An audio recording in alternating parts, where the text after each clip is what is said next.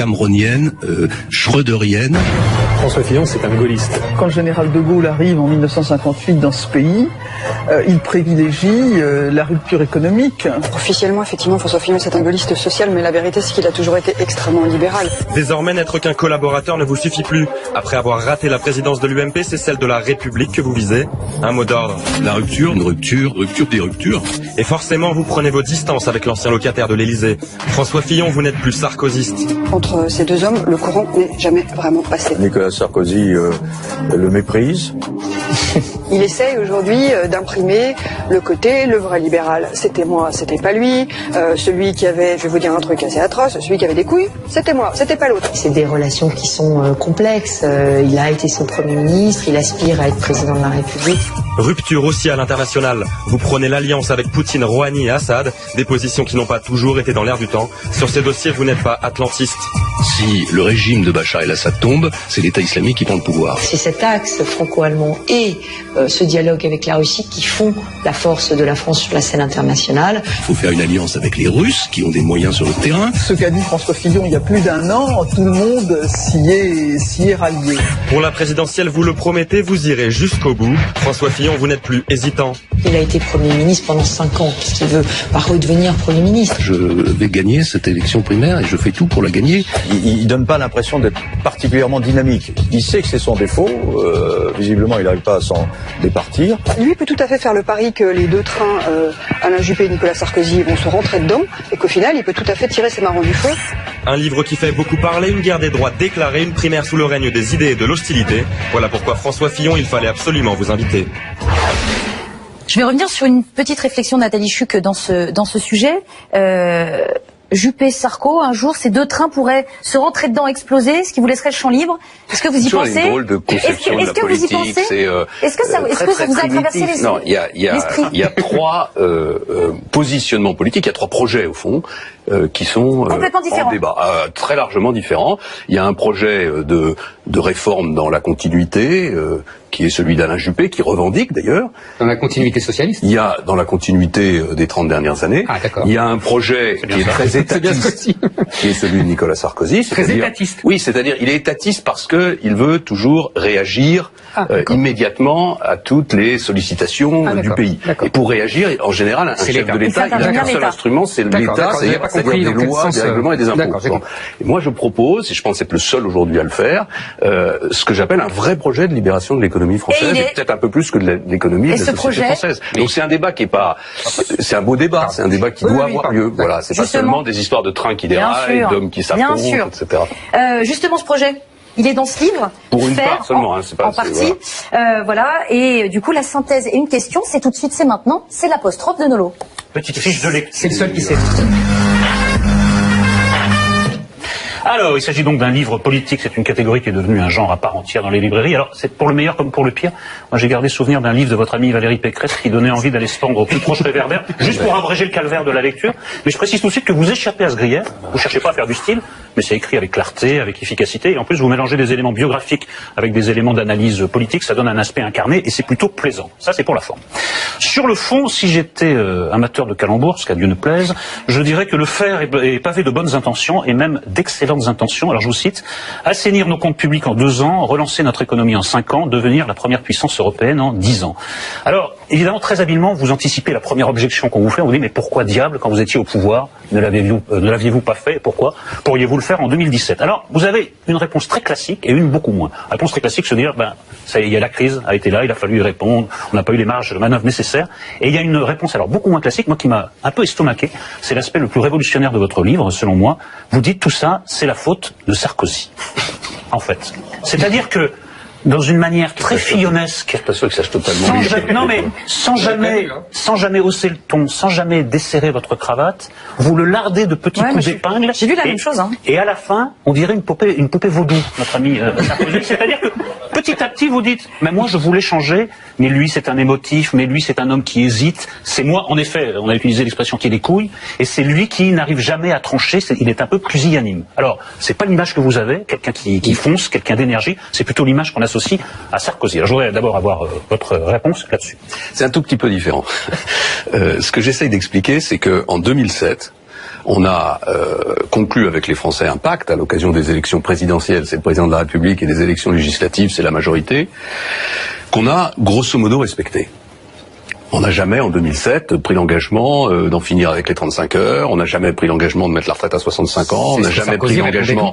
On n'a jamais pris l'engagement de supprimer l'ISF et de changer la fiscalité du capital. Donc, on avait un projet auquel j'ai largement participé, qu'on a mis en œuvre, grosso modo avec quelques difficultés liées à la crise. Ce que je dis maintenant, c'est que, et j'en assume ma part de responsabilité, c'est que ce projet, par rapport à la réalité de la situation française, par rapport au déclin de l'économie française, n'était pas en mesure de redresser la situation. Voilà ce que je dis. Je ne sais pas ce que vous dites, monsieur. Alors, après, pendant... Ça, c'est le problème de tomber sur quelqu'un qui a lu le livre, parce que j'ai toutes les citations à votre disposition. Je l'ai un peu écrit. Non, mais j'ai toutes les citations. Donc, et la prudence que l'on était enclin à attribuer, fut régulièrement de son côté plutôt que du mien. J'essaye de finir.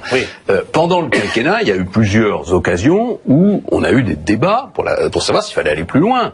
Il y en a un qui est connu de tout le monde, qui est le débat sur l'âge de la retraite, par exemple, où on a atterri à 62 ans, et chacun sait que depuis 12 jours, je dis que 65 ans, c'est le bon âge, d'abord parce que c'était ça avant 1980, à une époque où la durée de vie était plus courte, et c'est surtout parce que c'est la règle dans tous les pays européens. Et je décris dans le livre un président de la République qui est très attentif aux mouvements sociaux, qui a au fond, et c'est pas forcément négatif d'ailleurs, qui a une vraie inquiétude. Il dit toujours, la France est un pays qui a guillotiné un roi et une reine et qui n'avait pas besoin de le faire, donc il y a une vraie inquiétude face à. Et moi, je n'ai pas cette inquiétude parce que j'ai une autre vision du fonctionnement de notre pays, et j'ai des références qui correspondent à ma propre expérience. C'est moi qui ai fait la privatisation de France Télécom, ça a l'air d'être une histoire de Moyen Âge. À l'époque, il y avait une énorme résistance syndicale, et tout le monde m'avait dit, tu vas te casser la figure. Chirac me disait même, mes amis trotskistes me disent que tu fais des bêtises. On l'a fait. J'ai fait ensuite, en 2003, une réforme des retraites qui a mis 4 millions de personnes dans la rue, et elle s'est faite quand même. Donc moi, j'ai une autre façon d'aborder cette question-là. Je pense que la France est un pays qui met en scène une résistance sociale qui est souvent plus apparente que réelle. Théâtrale que réelle. Ça dépend des sujets, ça dépend des sujets. Et donc, je dis qu'il y avait un désaccord entre le président de la République et moi sur ce que le pays était capable d'accepter et ce qu'il n'était pas capable. Vous nous faites un peu le coup de l'auteur qui se désolidarise de ce qu'il a écrit, parce que vous allez quand même beaucoup plus loin. Écoutez, à propos, c'est page 137, à propos de l'interdiction des OGM. Oui, bien sûr. Vous décrivez Nicolas Sarkozy qui est empêtré dans des calculs politiciens. Là, il ne s'agit pas d'être attentif à la gronde sociale. Vous dites, il a préféré le court terme au long terme, il a sacrifié des intérêts supérieurs à des petits calculs politiciens. Il dit, puisque vous citez mon livre, que dans le Grenelle de l'environnement, au fond, on va sacrifier les OGM pour garder le nucléaire. Voilà, c'est ça que j'explique. Et c'est vrai que je considère, parce que c'est dans un chapitre sur le progrès, qui est pour moi une question absolument fondamentale, je pense que la France a totalement tourné le dos au progrès et que c'est un drame. Je me souviens de lui avoir dit, personne ne sait si dans 50 ans le nucléaire sera encore aussi stratégique qu'aujourd'hui, et personne ne sait si les OGM seront dans 50 ans pas plus importants pour l'avenir de l'humanité. Et donc effectivement, j'étais en désaccord avec cette décision, bien sûr. Moi, Monsieur Fillon, je vais prendre, si vous permettez, l'histoire à l'envers. C'est-à-dire que moi, je suis d'accord avec vous. J'ai lu le portrait de Sarkozy, que je connais pas aussi bien que vous, mais que je crois connaître un peu, et je suis tout à fait d'accord avec le portrait que vous en faites. C'est-à-dire émotif, voulant être aimé. Moi, j'ai l'habitude de dire que c'est un adolescent attardé sur certains côtés. Donc, moi, je ne suis pas comme Nolo, je ne vais pas du tout vous reprocher ce portrait psychologique. En revanche... Politique. Oui, psychologique et donc politique. En revanche, là où je vous attends, c'est que quand on est comme ça en désaccord, surtout pour aujourd'hui nous dire il y a plusieurs projets, etc., et on n'a pas le même projet et on n'a pas la même ambition de le mener à terme, eh ben on fait comme Chirac en 76, on démissionne, on fait une crise politique et on va au bout. Deuxièmement, et je vous laisserai après évidemment répondre, deuxièmement, moi j'ai beaucoup discuté avec les gens du cabinet de Sarkozy, du vôtre, etc. Et ils me disaient tous la même chose, c'est-à-dire que le grand drame quasiment institutionnel de ce quinquennat, c'est que Sarkozy a joué au Premier ministre. Peut-être d'ailleurs qu'il n'arrivait pas à être président, c'est une autre discussion. On voit avec Hollande que ce n'est pas si facile parce que lui non plus n'y arrive pas. Il jouait au Premier ministre et que vous étiez en retrait. vous le laissiez jouer en Premier ministre, mais qu'il y avait un gros problème après, parce que la machine, c'est pas à vous que je vais l'apprendre, la machine administrative, elle est à Matignon. Et donc, c'est ce que vous expliquez très bien, et on me l'avait expliqué, vous imaginez, 10 fois pendant le quinquennat. Et que donc, là, c'est votre responsabilité, c'est-à-dire que vous l'avez laissé être Premier ministre, vous auriez dû lui dire ne me marche pas sur les pieds, et deuxièmement, après, vous n'avez pas fait suivre par la machine administrative les velléités de réforme. Je pense, et j'ai fini, au livre de Tandonnet, je ne sais pas si vous avez lu le livre de Maxime Tandonnet, qui était conseiller à la sécurité à l'Élysée, et qui explique très bien ça. Parenthèse fermée, mais j'ai d'autres. Moi, je suis en désaccord total. Hein, sur l'aspect machine administrative. Si, mais justement, le travail qu'on a fait, j'estimais que c'était ma responsabilité, c'est de faire marcher la machine administrative. Oui, mais pas pour faire suivre suivre les réformes que le président de la République et la majorité souhaitaient. Tout le monde ne dit pas ça. Ah oui, mais ça, vous ne trouverez pas un seul exemple sur lequel une réforme qui a été décidée par le gouvernement et la majorité n'a pas été mise en œuvre par le Matignon. Vous ne répondez pas à ce que je t'ai dit. Alors je réponds maintenant. Okay, d'abord, le quinquennat n'est pas, ça va pas aller en s'aggravant la relation entre Nicolas Sarkozy et moi. C'est l'inverse. C'est l'inverse. Donc c'est très dur au début parce qu'il y a effectivement. Vous avez donné 2 fois votre démission, c'est ça? Oui, sur des sujets d'ailleurs qui sont pas fondamentaux. C'est pas des problèmes de fond. C'est pas des orientations. C'est des problèmes de rapport personnel. Humain. Voilà, il y a un climat avec les collaborateurs du président qui s'expriment partout. Enfin, tout ça, c'est difficile. Il y a l'affaire de la faillite quand je parle de faillite et qui crée un véritable drame. Bon, donc c'est surtout sur des questions de rapport. Et plus on va aller dans le quinquennat, notamment en raison de la crise financière, plus les relations vont se stabiliser entre l'Élysée et Matignon. Vous êtes incliné. Non, c'est ça, comment vous l'expliquez? Pas du tout. Par exemple, toute la partie 2010-2011, c'est plutôt mes thèses qui l'emportent en termes financiers, en termes les efforts qu'on fait en matière de redressement. Et l'endettement aussi? Parce que je vous rappelle que l'endettement, c'est le résultat d'un effondrement des recettes et des rentrées fiscales et à cause de la crise, que l'endettement est exactement le même, il est même plus fort en Allemagne et plus fort en Angleterre pendant cette période. Simplement, à partir de 2011, nous, on reprend l'effort de réduction de dépenses. Je rappelle que le budget de 2011, c'est le seul budget de l'État depuis 1974 qui est diminué en valeur absolue, pas de beaucoup, mais qui est diminué en valeur absolue. Donc, je dis pas que tout ça est formidable et satisfaisant sur tous les sujets, mais il y a une vraie amélioration de la relation entre le président de la République et moi pendant cette période. Puis il y a un troisième sujet, après on peut toujours évidemment refaire l'histoire, c'est que dans cette phase de crise, avec une majorité qui a toujours été extrêmement soudée derrière moi, c'est très difficile de claquer la porte. Parce qu'au fond, ça veut dire que vous lâchez votre famille politique au milieu du gué. Pourquoi?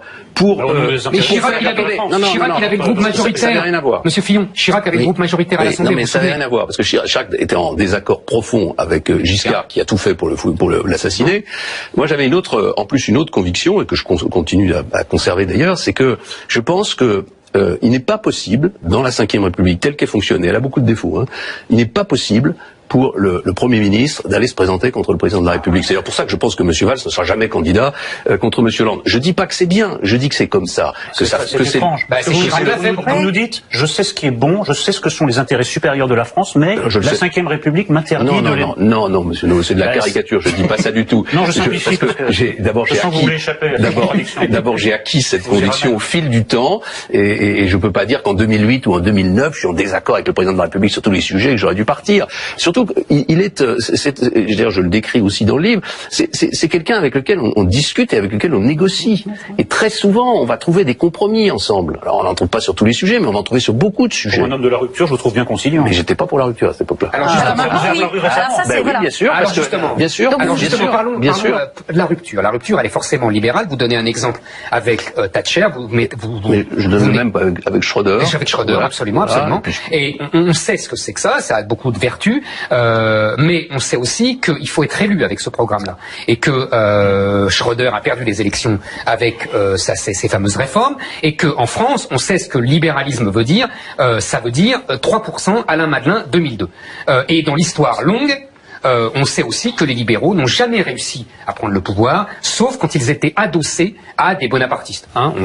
Napoléon III, le général de Gaulle, etc. Donc les libéraux tout seuls, sans un adossement de pouvoir fort, bonapartistes, ou gaulo-bonapartistes, mais vous le savez aussi bien que moi, ne font jamais rien. Donc quand vous arrivez la fleur au fusil en disant moi je suis le fils de Thatcher et de Schroeder, on annonce déjà votre score, 3%. Et je laisse répondre et je complète. Alors, d'abord, ça montre que, au fond, je suis pas sûr que vous connaissiez très très bien le pays aujourd'hui, Monsieur Zemmour. Vous le visitez, vous avez beaucoup de supporters. Ah oui, je me suis baladé. Vous avez beaucoup de supporters. Ah oui. Seulement, c'est vos supporters qui viennent vous voir. Ah bah oui, quand même. En général, moi, les gens qui me détestent ne viennent pas me voir. J'ai essayé de faire un travail qui a été assez ingrat et qui m'a fait un peu disparaître du radar médiatique pendant 2 ans. Je suis allé voir les gens. Et la revendication principale que j'entends tout le temps, partout, avant les questions d'identité qui sont importantes, mais qui, pour moi, sont plutôt la résultante de l'affaiblissement du pays, de son abaissement. Je pense qu'un pays où il y a comme seule perspective, en tout cas, ça vient aggraver considérablement les choses. Il y a le chômage. Il y a 2 millions de jeunes qui sont ni à l'école, ni dans un emploi, ni en formation. Et il y a la situation financière qui fait peser quand même une grosse menace sur les retraites des Français. Franchement, ça fait un climat. Voilà. Donc, qu'est-ce que me disent les gens que je vois? Ils me disent, c'est pas une question d'idéologie. Ils me disent, franchement, on n'en peut plus. L'État est allé tellement loin dans le contrôle de notre propre existence. Il contrôle notre façon de faire notre métier, il contrôle notre façon de vivre en société, et il veut même maintenant contrôler notre façon de vivre notre vie privée et l'éducation de nos enfants. C'est pas ça dans votre livre. Si, il y a un chapitre sur la liberté. Oui, mais quand vous prononcez la fameuse phrase « Je suis à la tête d'un État en faillite », vous êtes devant des viticulteurs corses. Les viticulteurs corses, ils vous demandent pas moins d'État, ils vous demandent des subventions. Non, mais attendez, c'est ce que disait Zemmour. C'est-à-dire que les gens, tout le monde est pour la rupture à condition de ne pas en être affecté. Alors attendez, si je peux m'expliquer jusqu'au bout, il y a donc une forte demande de liberté qui est d'ailleurs pas toujours formulée dans ces termes-là. Théorisée, vous voulez dire. Mais les agriculteurs, ils disent bon, on comprend que vous nous fixiez un cadre, des objectifs, mais une fois que vous nous avez fixé les objectifs, fichez-nous la paix, laissez-nous faire notre boulot. C'est pas vous l'expliquez vous-même. Les viticulteurs veulent des subventions. Mais non, l'opposition au VTC, c'est les taxis. Les viticulteurs corses peut-être, mais les agriculteurs que je rencontre, non. Non, vous expliquez que les lobbies s'opposent à tout. Ils veulent de la liberté. L'opposition au radar, c'est vous qui en parlez, c'est les automobilistes. Ils veulent pas. Voilà. L'opposition au VTC, c'est les taxis, c'est la lutte des corporations et des lobbies. Les gens veulent. Mais si, c'est pas le peuple français. Le peuple français, il veut de la liberté. C'est un agglomérat. Il veut de la liberté. Et vous verrez qu'on fera bien plus que 3%. Et alors après, il y a un deuxième sujet, c'est qu'il y a un truc qui vous a échappé, c'est que le système politique est en train de changer. D'une façon qui n'est pas totalement institutionnelle, mais il est en train de changer. J'ai remarqué, je suis président de la République. Il y a un truc qui s'appelle les primaires. Oui, j'ai vu ça. Il y a un truc qui s'appelle les primaires. Ça veut dire quoi? Ça veut dire que le candidat qui gagnera les primaires à droite a un certain avantage sur l'élection présidentielle qui suivra. Vous êtes d'accord avec moi? Donc le débat sur la question de savoir s'il faut supprimer les 35 heures, s'il faut mettre la retraite à 65 ans, s'il faut avoir une autre réforme, une autre fiscalité du capital, il va avoir lieu aux primaires. Il va avoir lieu avec l'électorat de la droite et du centre. Et le candidat qui sortira de cette primaire, il sera en position, je dis pas sûr de gagner, mais en position forte pour gagner, quel que soit ce que vous dites sur le fait que beaucoup de Français ne sont pas favorables à l'immigration. C'est très intéressant ce que vous dites, si je peux me permettre. Parce que vous avez tout à fait raison, la logique veut que le vrai premier tour, c'est la primaire. Je suis d'accord avec vous. Au sein de l'UMP, enfin des Républicains, comme maintenant on les appelle. Mais en même temps, vous prenez un risque. Si vous sortez avec un programme libéral qu'il faut bien appeler de régression sociale, quand même. Non, pas du tout. Absolument pas. La régression sociale, c'est le chômage. Ça, c'est la régression sociale. Oui, la régression sociale, c'est les jeunes qui sont condamnés à ne pas avoir d'avenir. Ça, c'est la régression sociale. Donner du travail à tout le monde. Karl Marx vous dirait que le chômage... Moi, Karl Marx, ça m'intéresse pas beaucoup. Oui, mais c'est très intéressant, au contraire. Non, au contraire. J'ai fait des études, je l'ai lu, je l'ai étudié. Et justement, c'est pas ma référence. Oui, non, mais vous avez raison, je comprends. Mais il n'empêche qu'on sait bien que le chômage est aussi un prétexte pour prendre position contre les ouvriers qui sont les plus faibles et qui doivent accepter. Non. Entendre des choses pareilles aujourd'hui. Monsieur Fillon, ne me jouez pas le coup de la modernité, ça marche pas. Expliquer aujourd'hui que le chômage, j'ai entendu ça pendant 30 ans de ma vie politique, c'est un truc qui a été monté par les patrons pour faire pression sur les ouvriers. Mais enfin, comment est-ce qu'on peut dire un truc pareil? Et en plus, c'est complètement contradictoire avec la situation des pays les plus libéraux qui ont moins de chômage, qui sont en plein emploi. On a eu la discussion tout à l'heure. Ils ont moins de chômage parce qu'ils acceptent une inégalité, mais on peut discuter de ça. Ils ont moins de chômage parce que, par exemple, en Allemagne, qu'est-ce qu'il y a? Il y a des salaires très hauts.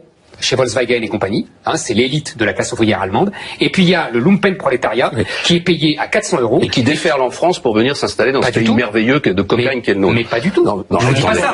Je vous dis pas ça. Je vous dis, c'est parce qu'ils ont accepté cette dichotomie. C'est tout ce que je dis. Au lieu de fantasmer sur le libéralisme et le marketing, qu'est-ce qu'on propose? Premièrement, vous voulez pas entendre la réalité. Non, premièrement, que le temps de travail fasse l'objet d'une négociation dans chaque entreprise. Non, vous dites que c'est un plafond de 48 heures. Mais le plafond, pourquoi? Parce que à partir du moment où je veux faire confiance au dialogue social, je le corsette pas, comme le propose Alain Juppé qui dit c'est entre 35 et 39, ou Nicolas Sarkozy qui dit on peut supprimer les 35 heures, mais il faut que toutes les heures supplémentaires soient payées. Mais parce que le dialogue social c'est la loi du plus fort, et que le plus fort c'est le patron. Eh bien vous ne vivez surtout pas. Dans la mondialisation. Alors allez, faites ce que j'ai fait. Allez dans les entreprises discuter avec les salariés. C'est eux qui viennent vous voir en vous disant quand est-ce qu'on nous laisse nous organiser nous-mêmes. Les salariés. Quand vous allez ils vous disent qu'ils veulent bosser 48 heures. Pas 48 heures. 48 heures, c'est parce que c'est la limite européenne et que moi je ne veux pas refixer une limite qu'on va mettre où? On va la mettre à 39. Pourquoi? On va la mettre à 40. Pourquoi?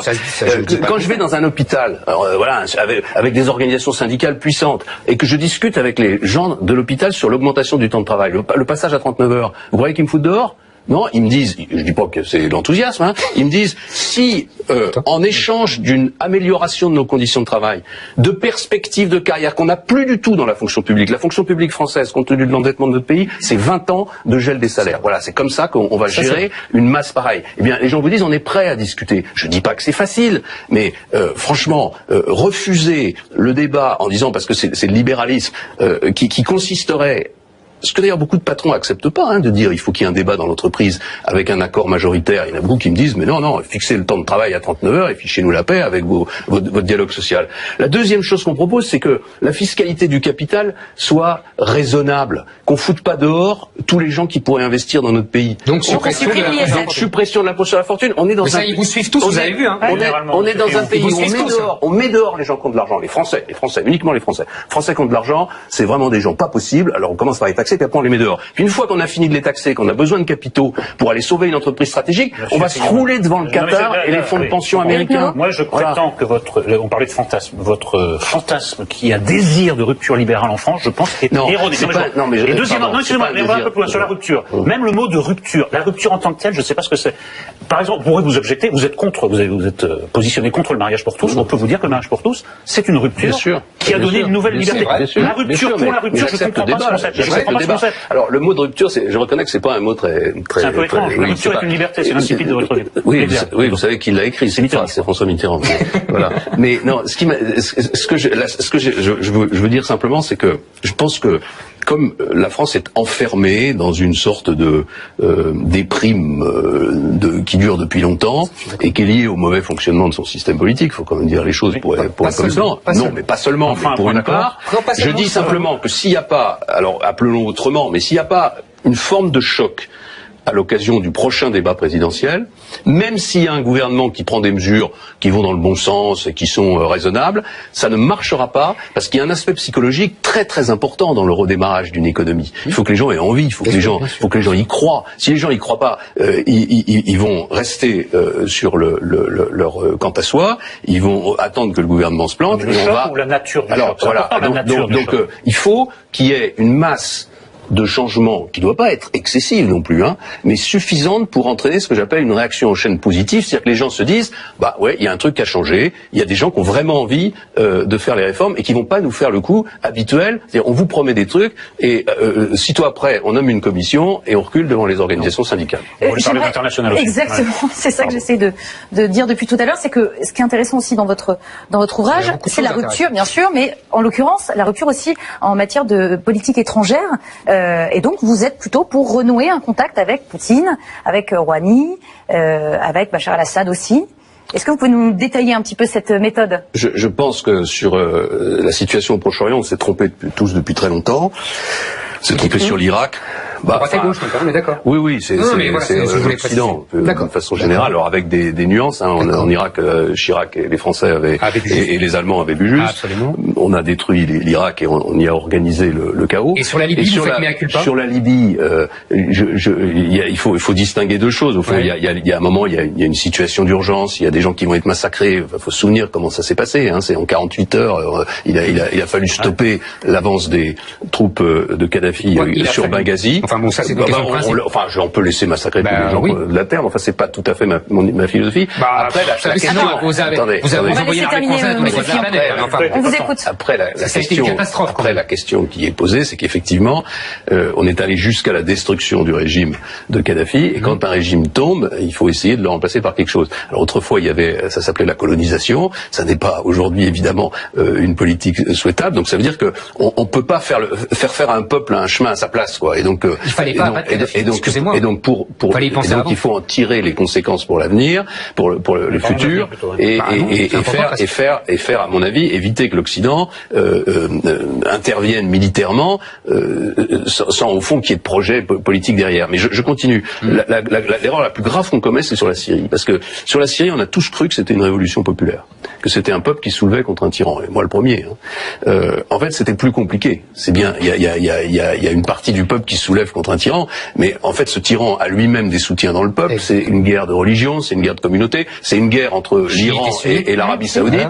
Et comme nous, on veut pas voir ça et qu'on a refusé de voir ça, on a dit mais Monsieur Bachar el-Assad va tomber, donc il suffit d'attendre qu'il tombe et la question va être réglée. Sauf que ça fait 4 ans que ça dure, qu'il n'est pas tombé et qu'on a créé d'une certaine façon l'État islamique. Est-ce que vous seriez favorable aujourd'hui à un accord avec Assad via les Russes, évidemment, qui consisterait à échanger une solution politique contre un asile doré de Bachar el-Assad en Russie, par exemple? Bien sûr, et d'ailleurs j'en parle, je crois, dans mon livre. C'est juste une phrase. J'ai eu cette discussion avec Vladimir Poutine il y a très longtemps, enfin quand j'étais encore Premier ministre. On a eu cette discussion ensemble, et je me souviens de lui avoir dit que s'il devait y avoir un endroit où il fallait qu'il soit exilé, c'était bien la Russie. Mais comme vous ne le développez pas, je suis revenu, c'était juste une phrase. Pourquoi? Attendez, parce qu'on s'assoit sur la morale. Oui et non, parce que si la morale consiste à laisser les gens se faire massacrer pendant encore 5 ans, parce que c'est ça qui va se passer en Syrie. Sauf que Bachar el-Assad est un des massacreurs en chef. Oui, je sais bien.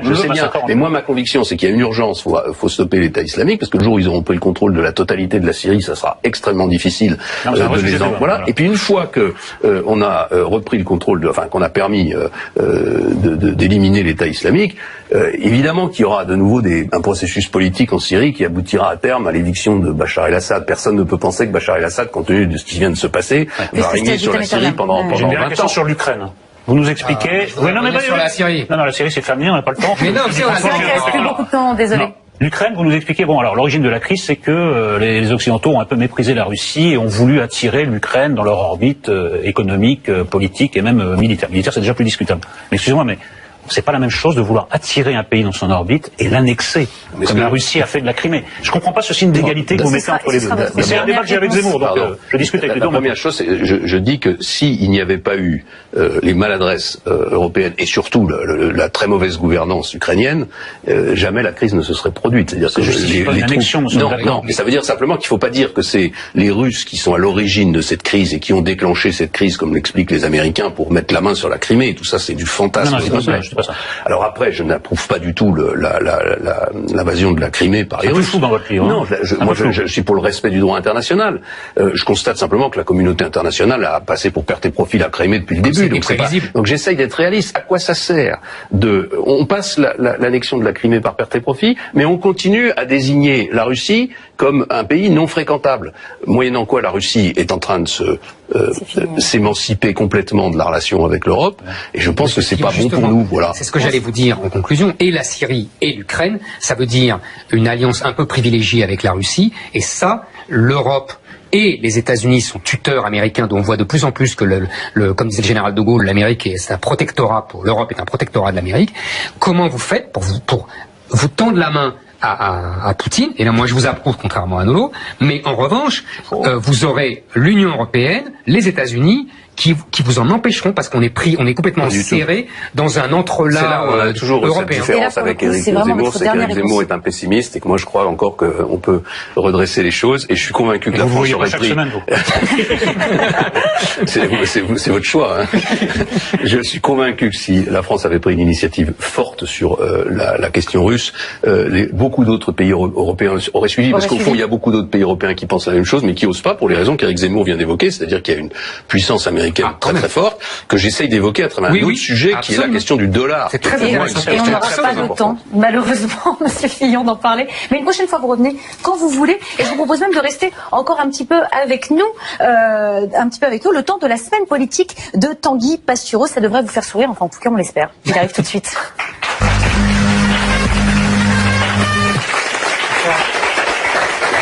Bonsoir Tanguy. Bonsoir madame. Ça va? Bonsoir messieurs. Bonsoir Tanguy. Alors cette semaine, François Fillon, vous m'avez gâché la vie. Jeudi, c'était mon jour de congé, donc je suis allé en librairie afin de voir l'ensemble des livres sur lesquels crache Éric Nolot, c'est-à-dire tous sauf deux. Ce type, c'est le Francis Homme de la littérature. Et là, partout autour de moi, parce que vous êtes un phénomène d'édition, partout je vois écrit faire. La seule journée où moi je ne fous rien. Donc je me suis senti coupable, je suis retourné bosser et là je suis crevé. Merci. Mais cette semaine, j'ai réalisé que grâce à votre succès en librairie, eh bien, vous êtes devenu une star transgénérationnelle. Regardez, à Sablé-sur-Sarthe, des prépubères ont claqué leur argent de poche dans l'achat de votre livre, qu'ils ont préféré au dernier Titeuf, et pourtant le vôtre ne parle pas de zizi, je crois, et ils vous l'ont fait signer. C'est bien que vous êtes le nouveau Kev Adams, en fait, l'ami des petits, mais ça ne sert à rien, parce que ces gens, malheureusement, ne voteront pas avant 2027. Cette semaine, Nadine Morano a annoncé qu'elle allait écrire un livre à 4 mains, parce qu'elle pense que ça va plus vite, avec son ami noir, a-t-elle dit. Voilà, à 51 ans, elle a une amie imaginaire. Alors méfiez-vous, parce que c'est une gamine, elle va vous faire signer un livre. En fait, c'est une règle. Dès qu'on est accusé de racisme, on sort son ami noir. Si on n'en a pas, on va dans une boîte de zouk et on paye des ponches à une personne noire. Après un rapport intime de 2 minutes 15, parce que le ponche, c'est traître, on plaque la personne et on lui dit mais bon, on reste amis, et voilà, on a un ami noir. Je suggère ainsi qu'Éric Zemmour, trop souvent décrit comme un idéologue néo-réac à moitié fou, quitte Nolo pour Clémence de la compagnie créole. Au moins, là, voilà, il aura une amie noire et donc plus de soucis. Cette semaine, Florian Philippot du FN, en pleine campagne des régionales, a reçu, et c'est stupéfiant, le soutien de Johnny Rock. Un sosie de Johnny, comment vous expliquer, habillé en cuir avec un gant en latex. En fait, c'était la première soirée à